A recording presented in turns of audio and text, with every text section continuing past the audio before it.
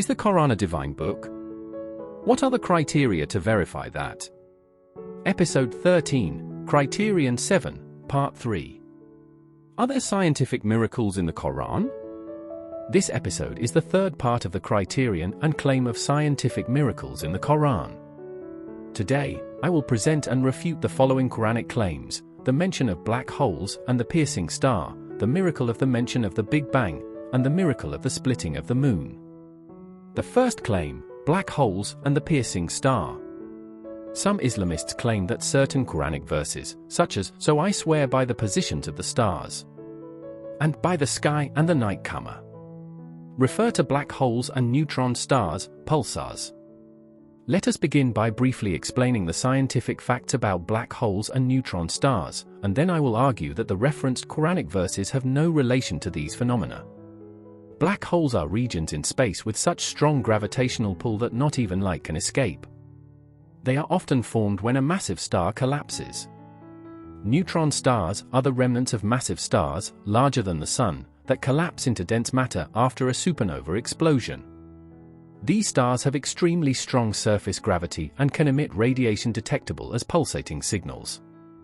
The claim that the Quranic verse, "So I swear by the positions of the stars," refers to black holes is flawed. The verse speaks of the positions of stars, not their transformation into black holes.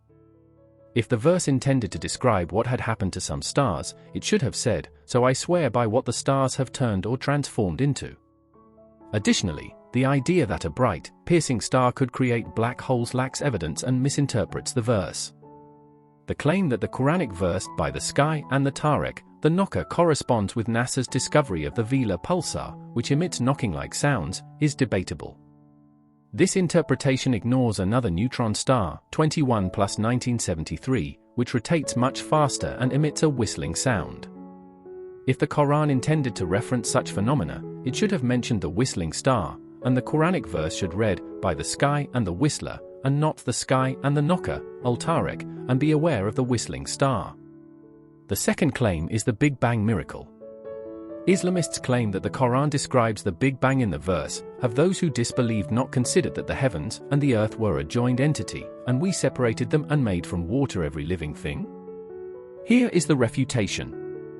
The verse describes the earth and the sky, which the Quran portrays as layers above the earth, not the entire universe as modern science understands it. If the Quran were accurate, it would acknowledge Earth's insignificance in the vast universe of about 2 trillion galaxies. For example, the star Uy Scuti is nearly 78,000 times the diameter of Earth.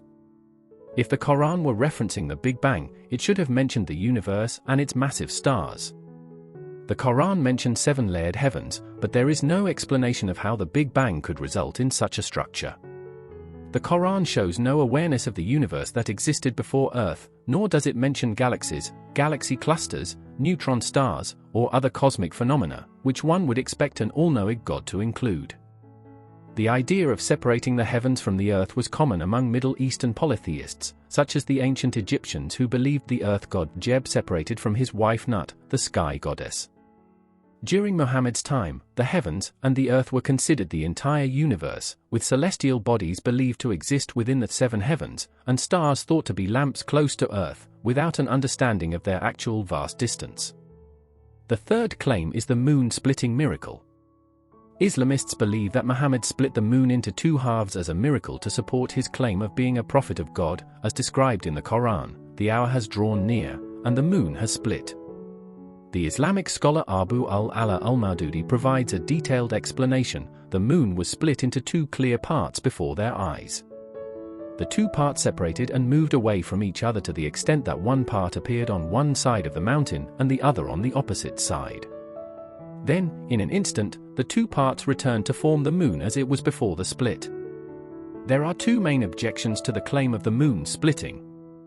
First, inconsistency with the Quran's stance on miracles. The Quran asserts that Muhammad was not required to perform miracles to prove his prophethood, as stated, and those who disbelieve say, "Why has a sign not been sent down to him from his Lord? You are only a warner, and for every person is a guide." Second, lack of external corroboration. Such an event, if it had occurred, would have been visible and recorded by civilizations in neighboring regions. However, there is no historical record of this event being observed or documented outside of Islamic sources. This claim is as implausible as the naive assertion that astronauts who landed on the moon heard the Muslim call to prayer and saw a great beam of light coming directly from Mecca during their return to Earth. For more details, refer to Chapter 4 of my book Faith Exodus: Understanding Muslim Apostasy. This concludes the episode. I look forward to discussing more claims of scientific miracles in the Quran. Talal Ar-Rawindi